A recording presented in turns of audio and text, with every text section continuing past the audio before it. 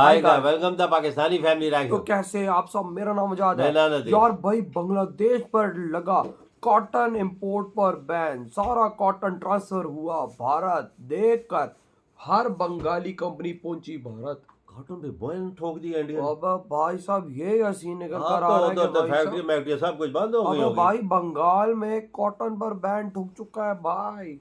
बहुत बड़ी बात है, क्योंकि उधर तो सारा कॉटन कॉटन पे ही चलता ही सारा। कॉटन ही होगा तो भाई कपड़े किधर से हाँ। बनेंगे, गारमेंट्स कहाँ से बनेगा भाई साहब। वॉच करते हैं भाई, वो सारी कंपनियों ने सीधा सांस लिया इंडिया में। तो देखते हो वीडियो वॉच करते हैं। तभी पता लगेगा। तो कौन करते स्टार्ट। नमस्कार साथियों, भारत से जुड़ी इंटरनेशनल खबरों की इस सीरीज में आपका एक बार फिर से स्वागत है।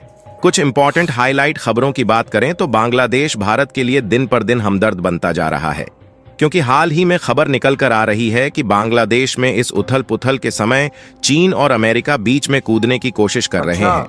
दरअसल शेख हसीना के भारत आने के बाद चीन और अमेरिका जैसे अंतर्राष्ट्रीय खिलाड़ी भी बांग्लादेश की नई सरकार की मंदबुद्धि का फायदा उठाने की कोशिश कर रहे हैं, जहां इसी कोशिश में दोनों देश भारत और बांग्लादेश के बीच मौजूद बंगाल की खाड़ी में पैर जमाने की होड़ में जुट चुके हैं।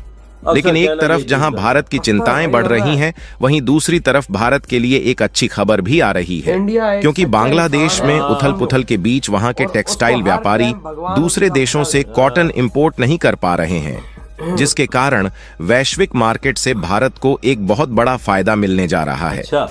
क्योंकि देखा जाए तो बांग्लादेश में कॉटन की सप्लाई न हो पाने के कारण दूसरे देशों के द्वारा सप्लाई चयन को पूरी तरह से भारत की ओर मोड़ने की शुरुआत की जा रही है, जबकि अभी तक बांग्लादेश में गारमेंट का सबसे ज्यादा प्रोडक्शन होने के कारण दुनिया भर के देशों से ज्यादातर कॉटन बांग्लादेश खरीद रहा था, जिससे भारत को जरूरत के हिसाब से कॉटन की सप्लाई नहीं हो पा रही थी।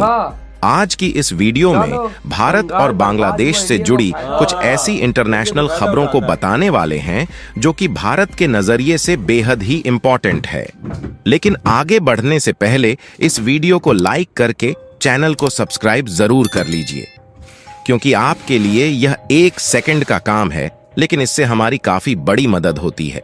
असल में देखा जाए तो बांग्लादेश में तख्ता पलट हुए लगभग 1 महीना हो रही है, लेकिन अभी भी बांग्लादेश के हालात सामान्य होने का नाम नहीं ले रही है, और हिंदू अल्पसंख्यकों पर होने वाले अत्याचार को लेकर भी बांग्लादेश की नई सरकार मोहम्मद यूनुस की तरफ से कोई ठोस कदम नहीं उठाया गया, जिससे अभी भी आधी से ज्यादा कंपनियां और फैक्ट्रियां बांग्लादेश में बंद पड़ी हैं और उनके चालू होने की उम्मीद नजर नहीं आ रही है, क्योंकि जिस तरीके से बांग्लादेश की नई सरकार के शुरुआती कारनामे नजर आ रहे हैं, इससे इस बात की उम्मीद बहुत ही कम है कि जल्द ही बांग्लादेश की स्थिति सामान्य होगी और बांग्लादेश की कंपनी और फैक्ट्रियां दोबारा जल्द ही चालू हो पाएगी।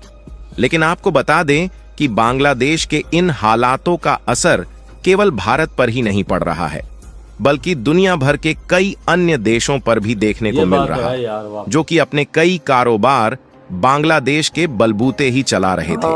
और कमाल की बात यह है कि भारत को इस आपदा के बीच एक नया अवसर मिल चुका है, जिससे भारत एक ऐसे सेक्टर में धूम मचाने जा रहा है जिस सेक्टर में बांग्लादेश के कारण अभी तक भारत पिछड़ा हुआ था। आज हम बात कर रहे हैं भारत के गारमेंट्स सेक्टर की, जिस सेक्टर में बांग्लादेश के कंपटीशन के चलते ही भारत को इंटरनेशनल मार्केट में पीछे हटना पड़ता है। लेकिन अब जब बांग्लादेश की गारमेंट और टेक्सटाइल मैन्युफैक्चर करने वाली कंपनियां ज्यादातर बंद पड़ी है, तो बांग्लादेश में कॉटन का इंपोर्ट काफी ज्यादा कम हो चुका है, क्योंकि ज्यादातर गारमेंट और टेक्सटाइल से बने जो प्रोडक्ट मैन्युफैक्चरर किए जाते हैं उनमें ज्यादातर कॉटन का इस्तेमाल किया जाता है। लेकिन अब जब दूसरे देश के एक्सपोर्टर बांग्लादेश में कॉटन का एक्सपोर्ट करके कमाई कर रहे थे, तो उनका घाटा हो रहा है। इसीलिए हाल ही में खबर निकल कर आ रही है कि दूसरे देश के कॉटन एक्सपोर्टर जो बांग्लादेश में कॉटन की सप्लाई करते हैं, वह अपनी सप्लाई को भारत की ओर मोड़ने का विचार बना रहे हैं, क्योंकि देखा जाए तो भारत भी पिछले कई सालों से गारमेंट और टेक्सटाइल प्रोडक्शन को साल दर साल बढ़ाता जा रहा है। और आपको बता दें कि आज के समय में अमेरिका, यूरोपीय यूनियन और यूएई जैसे बड़े बड़े देशों में भारत के द्वारा टेक्सटाइल का एक्सपोर्ट किया जाता है। जहां आज के समय में 150 से अधिक ऐसे देश हैं जो कि भारत से टेक्सटाइल और गारमेंट्स प्रोडक्ट खरीदते हैं। हालांकि इन देशों में भारत से कहीं ज्यादा बांग्लादेश अपने टेक्सटाइल और गारमेंट्स प्रोडक्ट को एक्सपोर्ट करता है, और बांग्लादेश भारत से छोटा देश होने के बावजूद भी टेक्सटाइल और गारमेंट्स के प्रोडक्शन एंड एक्सपोर्ट के मामले में भारत से आगे इसलिए है क्योंकि बांग्लादेश में श्रम लागत काफी कम होती है और ज्यादातर टेक्सटाइल के प्रोडक्ट घरेलू तौर पर मैन्युफैक्चर किए जाते हैं, जिससे दूसरे देशों में बांग्लादेश भारत के मुकाबले कम दामों में टेक्सटाइल से बने अपने प्रोडक्ट को बेच पाता है।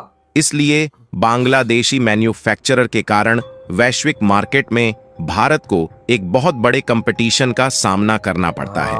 लेकिन अच्छी बात यह है कि भारत में जो कपड़े और अन्य टेक्सटाइल के प्रोडक्ट बनाए जाते हैं वो थोड़े महंगे जरूर होते हैं, लेकिन उनकी क्वालिटी काफी अच्छी होती है। इसलिए जिन देशों के गारमेंट और टेक्सटाइल मार्केट पर भारत ने एक बार एंट्री मारी है, वहां से लौटना नहीं पड़ा है और उन मार्केट में भारत की कंपनियों का व्यापार काफी अच्छा चल रहा है। लेकिन बांग्लादेश की लगभग 50% फैक्ट्रीज बंद होने के कारण बांग्लादेश के द्वारा इन देशों की सप्लाई चेन लगभग टूट गई है, जिससे इन देशों में इंडियन गारमेंट्स और टेक्सटाइल प्रोडक्ट की डिमांड काफी ज्यादा बढ़ गई है, जिसके नतीजतन भारत की कंपनियों के पास पहले से ज्यादा ऑर्डर रिसीव होना शुरू हो रहे हैं, जिसके कारण भारत में कॉटन की रिक्वायरमेंट काफी ज्यादा बढ़ गई।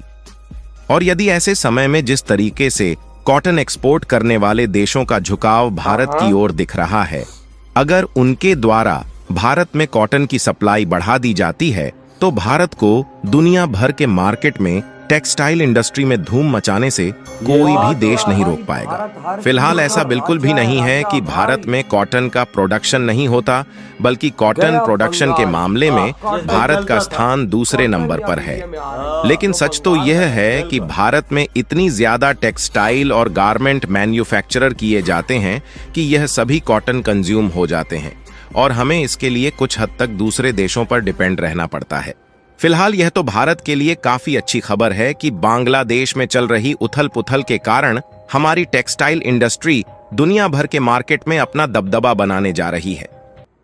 इधर हुई ये वीडियो खत्म भाई। अंदाजा लगाओ कि भाई सारा कॉटन इंडिया शिफ्ट कर दिया गया है, क्योंकि बंगाल भर कॉटन के इस टाइम बैन है, वो ले नहीं रहा। तो सारे एक्सपोर्टर्स ने बोला भाई हम अब इंडिया को शिफ्ट करें, और भाई इंडिया की भाई साहब इंडिया को ऑर्डर भी मिलना शुरू हो गया है, और भाई उनकी वहां पे बिक्री जो है बाहर के देशों में बढ़ चुकी है इस टाइम। इंडियन ड्रेसेस 150 देश है इंडिया के पास यार। और भाई आप खुद सोचो, में बंगाल का सामान नहीं जा रहा और वहां पर अब इंडियन सामान की धूम मच चुकी है, और इंडिया को ऑर्डर भी ज्यादा मिलने शुरू हो गए। और भाई सारा कॉटन जो बंगाल में जा रहा था वो अब इंडिया में आना शुरू हो गया है। अब जो भाई साहब जो बंद है ना वहां पर फैक्ट्रियां, यकीन मानो कि भाई वो अब कुछ ही दिनों के अंदर अंदर इंडिया के अंदर शिफ्ट होगी। कुछ तो शिफ्ट हुई है इंडिया के अंदर, लेकिन गारमेंट्स फैक्ट्रियां अभी तक नहीं शिफ्ट हुई थी, वो भी अब इंडिया के अंदर उठ के आएंगे। हालात ही बांग्लादेश के खराब है। बिल्कुल, जब अब वो देखेंगे कॉटन यार, वो भारत से भीख मांगेगी कि भारत हमारे बाप, भाई हमारा तो कसूर नहीं है, तू हमें अपने देश में जगह दे दे ताकि हम आपके देश में मेड इन इंडिया चीजें बनाएं। बिल्कुल, इन्होंने मोदी से पंगा लिया है ना, इंडिया से पंगा ले लिया है। यूनुस को तो नहीं समझ रहा मैं क्या कर रहा हूँ। लेकिन आज देखो, आज पूरी दुनिया झुक रही है इंडिया के आगे। बंगाल को आज सारे लाते मारे हैं, कॉटन का एक्सपोर्ट वहां, इंपोर्ट वहां पर बंद हो गया। आज वही इंपोर्ट भाई साहब भारत के अंदर वो एक्सपोर्टर सारी कॉटन इंडिया को दे रहे हैं यार, इधर तो देने नहीं रहे। भाई साहब ये चीज बांग्लादेश ने तो नहीं सोची ना, मेरे लाखों मजदूर बेरोजगार हो जाएंगे। भाई अगर वही बात है, इंडिया से पंगा लोगे तो बर्बाद हो जाओगे। आज देखो इंडिया ने भाई साहब कॉटन इंडस्ट्री पर भी अपना कब्जा कर लिया। जो कॉटन मेरा था बंगाल को, वही कॉटन आज मिल रहा है इंडिया को, और सारे भाई इंडिया को वो कॉटन दे रहे हैं। बिल्कुल, तो बांग्लादेश चलते था ये इस पे कॉटन पे, और भाई अब वो खत्म।